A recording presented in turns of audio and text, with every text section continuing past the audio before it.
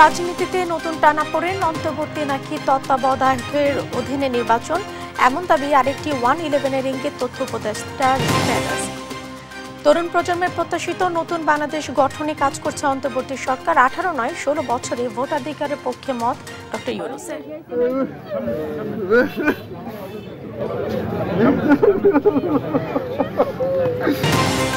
এই কান্না দীর্ঘ 16 বছর পর স্বজনকে কাছে পাওয়ার, কারাগার থেকে মুক্ত 178 বিডিআর সদস্য প্রিয়জনের মুক্তিতে উচ্ছ্বাস। এটা পুরো ঘটনাটাই ঘটনা হয়েছে একটা অনুচিত ভাবে। 16 বছর পর আসবে, আমাদের আনন্দটাই অন্যরকম। এটা পুরোপুরি তো একটা মিথ্যা মামলা এবং ষড়যন্ত্র, ইতিমধ্যে এটা পরিষ্কার হয়ে গেছে সবার কাছে। রিজার্ভ চুরি নিয়ে সিআইডি তদন্ত অবৈধ খতিয়ে দেখতে চায় দুদক। জিয়াউল আহসান ও তার স্ত্রীর বিরুদ্ধে মামলা। তৈরি পোশাক খাতে ক্ষতির চেষ্টা, আশঙ্কা শ্রম উপদেষ্টার। বেক্সিমকোর শ্রমিকদের দাবি কোনো সরকারের পক্ষে মানা সম্ভব নয়। এবং শিক্ষার্থীদের বিনামূল্যে বিতরণের পাঠ্য বই খোলা বাজারে 19,000 বইসহ আটক, বিক্রয় ও মজুদারি চক্রে 3 সদস্য। সংবাদ রাতে দেখছিলেন একেএসটিএমটি বার সংবাদ শিরোনাম, সঙ্গে আছে আমি জেসিকা বেদিন। এবার বিস্তারিত সংবাদ।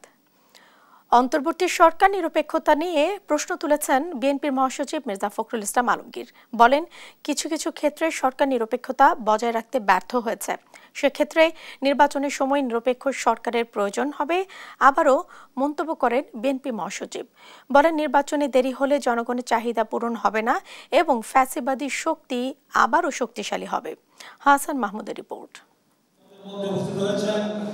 বৃহস্পতিবার জাতীয় প্রেস ক্লাবে 69-এর গণঅভ্যুত্থানের মহানায়ক শহীদ আসাদের 56তম শাহাদাত বার্ষিকী উপলক্ষে আলোচনা সভার আয়োজন করে শহীদ আসাদ পরিষদ। সভায় অংশ নেন বিএনপি মহাসচিব মির্জা ফখরুল ইসলাম আলমগীর। বলেন, রাজনৈতিক এমন পরিস্থিতিতে দ্রুত নির্বাচন না দিলে অনেক অশুভ ও ফ্যাসিবাদী শক্তি মাথাচাড়া দিয়ে ওঠে। আমি বলি যে নির্বাচনটা দ্রুত হওয়া দরকার। কেন বলি এই কথাটা আমি অনেকবার বলার চেষ্টা করেছি, কারণ আমরা বিশ্বাস করি যে একটি নির্বাচন যেটা থেকে আমরা প্রায় 15 বছর বঞ্চিত, এই নির্বাচনের মাধ্যমে আমাদের জনগণ তারা তাদের প্রতিনিধিকে নির্বাচিত করবার একটা সুযোগ পাবেন। এই কথা আমি গতকালও বলেছি। আমাকে একজন সাংবাদিক ভাই এই প্রশ্ন করেছেন যে অন্তর্বর্তীকালীন সরকার যদি নিরপেক্ষ না থাকে তাহলে একটা নিরপেক্ষ সরকার দরকার হবে নির্বাচনের সময়। আমি কথাটা বলেছি, কারণ আছে। কারণ আমরা দেখি যে বেশ কিছু বিষয়ে অন্তর্বর্তীকালীন সরকার নিরপেক্ষতা পালন করতে পারছেন না। আমি তাই অনুরোধ করব, আমি প্রত্যাশা করব যে আমরা আশা করি যে অন্তর্বর্তীকালীন সরকার তারা সেই নিরপেক্ষতা পালন করবেন এবং দেশে যে সংকট আছে সেই সংকট থেকে দেশকে মুক্ত করবার জন্য তারা কাজ করবেন। এ সময় তিনি আরও বলেন, যারা মানুষের অধিকারের জন্য প্রাণ দেয় তাদের ত্যাগকে বৃথা যেতে দেয়া যাবে না। এটা একটা সামগ্রিক ব্যাপার। আমরা যারা রাজনীতি করি আমরা চেষ্টা করি, আমরা বদলানোর চেষ্টা করি, কিন্তু দেখা যায় যে সবগুলো সবসময় আমরা বেড়ে উঠি না। কারণ প্রতিক্রিয়াশীল যে চক্র আছে সেই চক্র এত বেশি তারা দৃঢ় হয়ে যান, এত বেশি করে তারা সেই বিপ্লবের বা আপনার সংগ্রামের সেই ধারাটাকে বদলে দিতে চায়। আজকে শহীদ আসাদ খুব প্রাসঙ্গিক এই জন্যে যে আমরা যে ফ্যাসিস্টদের বিরুদ্ধে দীর্ঘ সংগ্রাম করেছি, 15 বছর লড়াই করেছি এবং সব শেষে আমরা একটা বিজয় অর্জন করেছি। সেই বিজয়ের মধ্য দিয়ে আমরা সামনে যে দিনগুলোকে আশা করছি, প্রত্যাশা করছি, সেই দিনগুলো যেন আমাদের সেই স্বপ্নগুলোকে যারা প্রাণ দিয়েছে তাদের স্বপ্নগুলোকে যেন বাস্তবায়িত করতে পারে, এটাই হচ্ছে আমাদের প্রত্যাশা। এদিকে প্রেস ক্লাবে অন্য এক অনুষ্ঠানে জাতীয় ঐক্য নষ্ট হয় এমন কথা বলা থেকে বিরত থাকার আহ্বান জানান বিএনপি চেয়ারপারসনের উপদেষ্টা জয়নাল আবদিন ফারুক। শেখ হাসিনাকে বিদায় করতে পেরেছি, আমরা আশা করি আবারও আমার ঐক্যবদ্ধ থেকে বাংলাদেশে এমন একটি নির্বাচন দিব, এমন একটি নির্বাচনের ব্যবস্থা করবে ডক্টর ইউনূস। সেই নির্বাচনে বাংলাদেশের জনপ্রতিনিধি নির্বাচিত হবে, বাংলাদেশের সংস্কার হবে, বাংলাদেশে আইন প্রণয়ন হবে।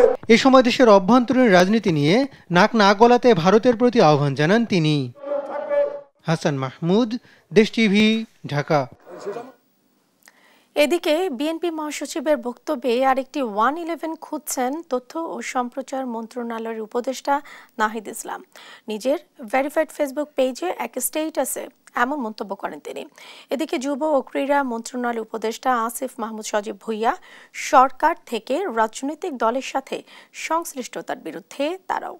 তেমনি রাজনৈতিক দলেরও সরকারের কাজে হস্তক্ষেপ অনুচিত। বিস্তারিত থাকছে প্রতিবেদনে। পক্ষ ৭১কে যদি সরকার পূর্ণ নিরপেক্ষতা পালন করতে ব্যর্থ হয় তাহলে নিরপেক্ষ সরকারের প্রয়োজন হবে। মঙ্গলবার অন্তর্বর্তী সরকারের মেয়াদ নিয়ে বিবিসি বাংলায় দেয়া সাক্ষাৎকারে এক প্রশ্নের জবাবে মির্জা ফখরুল এ মন্তব্য করেন। সরকার সম্পূর্ণ নিরপেক্ষতা পালন করে তাহলেই তারা নির্বাচনে কন্ডাক্ট করা পর্যন্ত থাকবেন, তা না হলে তো নিরপেক্ষ সরকারের প্রয়োজন হবে। মানে আপনার কি ধারণা যে এই সরকারের মধ্যে কোনো পরিবর্তন আসতে পারে? নিরপেক্ষতা প্রশ্ন আসতে পারে। বৃহস্পতিবার ওই সাক্ষাৎকার প্রসঙ্গে আবারও কথা বলেন বিএনপি মহাসচিব। অন্তর্বর্তীকালীন সরকার যদি নিরপেক্ষ না থাকে তাহলে একটা নিরপেক্ষ সরকার দরকার হবে নির্বাচনের সময়। আমি কথাটা বলতে কারণ আছে, কারণ যে আমরা দেখি যে বেশ কিছু বিষয়ে অন্তর্বর্তীকালীন সরকার নিরপেক্ষতা পালন করতে পারছেন না। বিএনপি মহাসচিবের বক্তব্যের প্রেক্ষিতে ফেসবুকে পাল্টা মন্তব্য করলেন জুলাই আন্দোলনের ছাত্রনেতা এবং তথ্য ও সম্প্রচার মন্ত্রণালয়ের উপদেষ্টা নাহিদ ইসলাম। ওই পোস্টে তিনি বলেন, বিএনপি মহাসচিব মির্জা ফখরুল ইসলাম আলমগীরের নিরপেক্ষ সরকারের দাবি আরেকটা ১/১১ সরকার গঠনের ইঙ্গিত বহন করে। বৃহস্পতিবার বিকেলে তিনি নিজের ভেরিফাইড ফেসবুক আইডিতে এক পোস্টে এ মন্তব্য করেন। পোস্টে তিনি লেখেন, ১/১১ এর বন্দোবস্ত থেকেই আওয়ামী ফ্যাসিজমের উত্থান ঘটেছিল। বিএনপি মহাসচিবের বক্তব্যে সামনে আরেকটা ১/১১ সরকার, সংসদীয় সংখ্যাগরিষ্ঠতা ও নতজানু পররাষ্ট্রনীতির ধারাবাহিকতা এবং গুম, খুন ও জুলাই হত্যাকাণ্ডের বিচার না হওয়ার আলামত রয়েছে। নাহিদ ইসলাম আরও লেখেন, ছাত্র এবং অভ্যুত্থানের নেতৃত্বকে মাইনাস করার পরিকল্পনা ৫ আগস্ট থেকেই শুরু হয়েছিল। ৫ আগস্ট যখন ছাত্র জনতা রাজপথে লড়াই করছে, পুলিশের গুলি অব্যাহত রয়েছে, তখন আমাদের আপোষকামী অনেক জাতীয় নেতৃবৃন্দ ক্যান্টনমেন্টে জনগণকে বাদ দিয়ে নতুন সরকার করার পরিকল্পনায় ব্যস্ত ছিল। উপদেষ্টা নাহিদ ইসলামের পোস্টটি শেয়ার করেন হাসনাত আবদুল্লাহ। অন্য এক পোস্টে তিনি বলেন, যারা আগে আন্দোলনের ডাক দিয়ে মাঠ থেকে সরে যেত তারাই এখন আতাতের রাজনীতি, ভারত নির্ভর কূটনীতির মাধ্যমে আওয়ামী পুনর্বাসন চাচ্ছে। দীর্ঘ ১.৫ যুগেরও বেশি সময় কার সাথে কে ব্যবসা করেছে আর গ্রেপ্তারের পর কে কার জন্য তদবির করেছে এই খবর আমাদের কাছে আছে। এদিকে যুব ও ক্রীড়া মন্ত্রণালয়ের উপদেষ্টা আসিফ মাহমুদ সজীব ভুঁইয়া এক ফেসবুক পোস্টে লিখেন, সরকারে থেকে রাজনৈতিক দলের সাথে কোনো প্রকার সংশ্লিষ্টতার বিরুদ্ধে আমরাও। একই সাথে রাজনৈতিক দলেরও সরকারের কাজে হস্তক্ষেপ করা অনুচিত। ফাহিম ইউসুফ, দেশ টিভি, ঢাকা। নতুন বাংলাদেশের সংস্কার নিয়ে ওয়ার্ল্ড ইকোনমিক ফোরামে কথা বলেছেন বাংলাদেশ অন্তর্বর্তী সরকারের প্রধান ডক্টর মোহাম্মদ ইউনূস। স্থানীয় সময় বৃহস্পতিবার নির্বাচন, আইন, অর্থনীতি, শিক্ষা ব্যবস্থা নিয়ে তিনি কথা বলেন। এ সময় তরুণ প্রজন্মের প্রত্যাশিত নতুন বাংলাদেশ গড়তে অন্তর্বর্তী সরকার কাজ করছে বলেও জানান তিনি। বলেন, ১৮ নয় ১৬ বছরেই ভোটাধিকারের বয়সীমা হওয়া উচিত। নীরব দাসের প্রতিবেদন।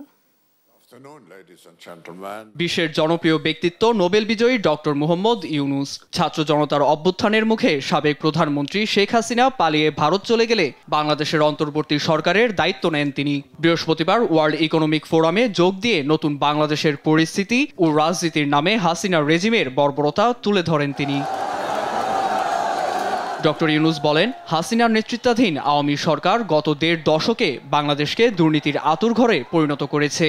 ৩টি কারচুপিপূর্ণ নির্বাচন দিয়ে টিকে থাকে ক্ষমতায়। সবশেষ ২০২৪ সালে ছাত্র জনতাকে নির্বিচারে গুলি করে গণহত্যা চালানো হয় বলেও তুলে ধরেন তিনি। এক প্রশ্নের জবাবে তিনি আরও বলেন, হাসিনা শুধু মানুষ হত্যা করেনি, অর্থ পাচার ছিল তার মূল কুকর্ম। ব্যাংকগুলিকে ভয় দেখিয়ে বিভিন্ন অবৈধ পথে টাকা পাচার করেছে তার দোসররা, গ্রাস করেছে অর্থনীতিকেও। তবে সাধারণের সহযোগিতায় ঘুরে দাঁড়ানো সম্ভব বলে আশা ব্যক্ত করেন তিনি। তিনি আরো বলেন, হাসিনার বিরুদ্ধে যে বা যারাই দাঁড়িয়েছে সবার উপরে আইনের অপব্যবহার করে চালানো হয়েছে গুম ও খুন। তার জন্য লাখ লাখ মানুষকে ভোগান্তি পোহাতে হয়েছে।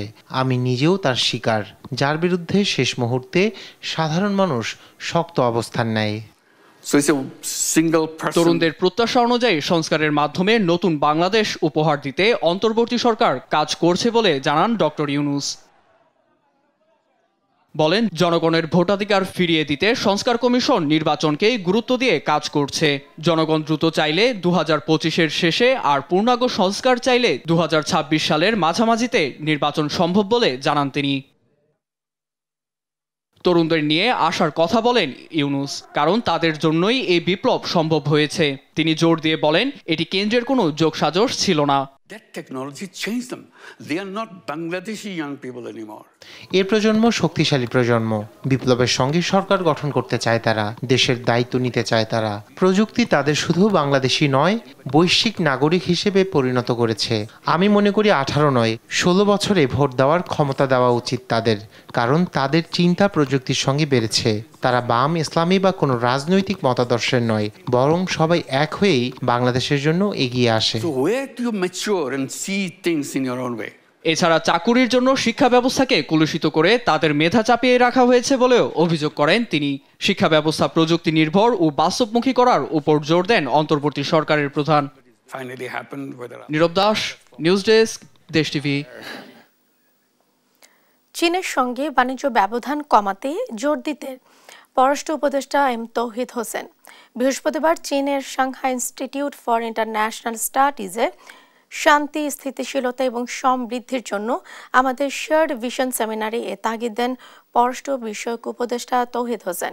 বলেন, ন্যায়সঙ্গত প্রবৃদ্ধির জন্য বাণিজ্য ব্যবধান সংকুচিত এবং আঞ্চলিক সংযোগ গুরুত্বের প্রতি দৃষ্টি আকর্ষণ করতে হবে।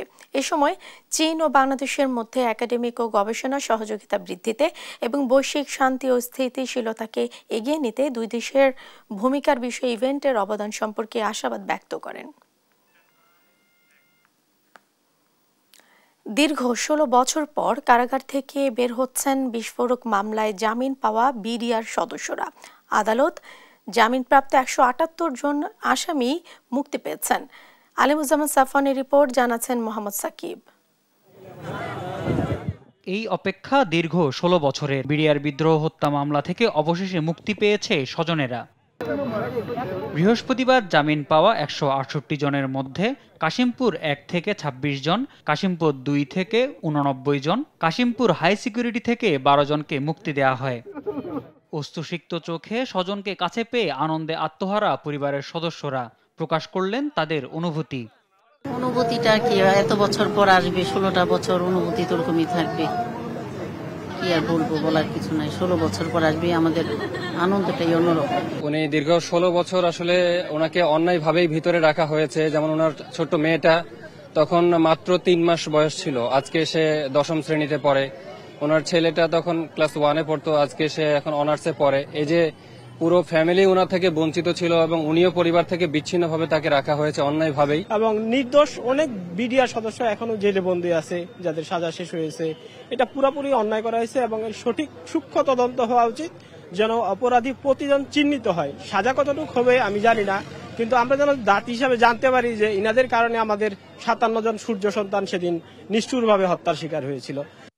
ঘড়ির কাঁটায় দুপুর 1টা বাজতেই কেরানীগঞ্জ কেন্দ্রীয় কারাগার থেকেও বেরিয়ে আসতে থাকেন বিডিআর হত্যা মামলার অভিযুক্তরা। কেরানীগঞ্জ কেন্দ্রীয় কারাগার থেকে জামিন পেয়েছেন 41 জন। কারাগার থেকে মুক্তি পেয়ে বিডিআর সদস্যরা তাদের প্রতি অন্যায়ের অভিযোগ করেন, পাশাপাশি প্রকৃত দোষীদের শাস্তিও চান তারা। আল্লাহ তাআলার কাছে যারা এই অন্যায়ের সাথে আমাদের জুলুম করছে, এদের আল্লাহ তাআলা যে বিচার করবে। আমার তার কিছু করার নেই, আমরা নিরীহ মানুষ। আমি এখন আর কি বলবো, দোয়া চাই, আল্লাহ তাআলা কল্যাণের সহিত মুক্তি করছে, এতে আমি খুশি। গত 20 জানুয়ারি বিডিআর বিদ্রোহের ঘটনায় করা বিস্ফোরক মামলায় জামিন পেয়েছেন হত্যা মামলায় খালাসপ্রাপ্ত ও যাদের বিরুদ্ধে কোনো আপিল হয়নি এমন 2 শতাধিক আসামি। কেরানীগঞ্জের কেন্দ্রীয় কারাগারের ভেতর ঢাকা বিশেষ ট্রাইব্যুনাল 1-এর বিচারক মোহাম্মদ ইব্রাহিম মিয়ার অস্থায়ী আদালত তাদের এই জামিন দেয়। মোহাম্মদ সাকিব, দেশ টিভি, ঢাকা।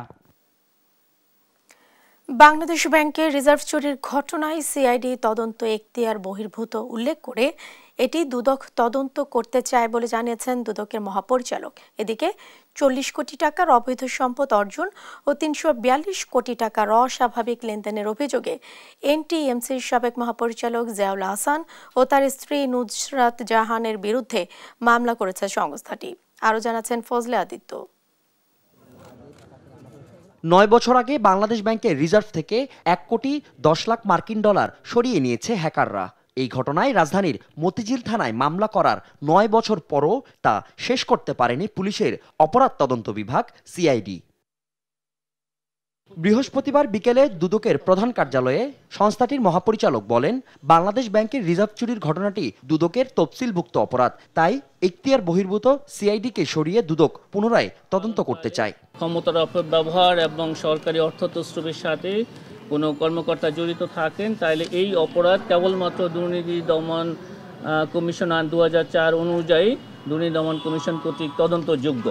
এটা অন্য কোনো সংস্থা যদি করে থাকেন সেটা এখতিয়ার বহির্ভূতভাবে তারা যে কার্যক্রম পরিচালনা করেছেন। এদিকে এনটিএমসির সাবেক মহাপরিচালক জিয়াউল আহসান ও তার স্ত্রী নুসরাত জাহানের বিরুদ্ধে 40 কোটি টাকার অবৈধ সম্পদ অর্জন ও 342 কোটি টাকার অস্বাভাবিক লেনদেনের অভিযোগে মামলা করেছে সংস্থাটি।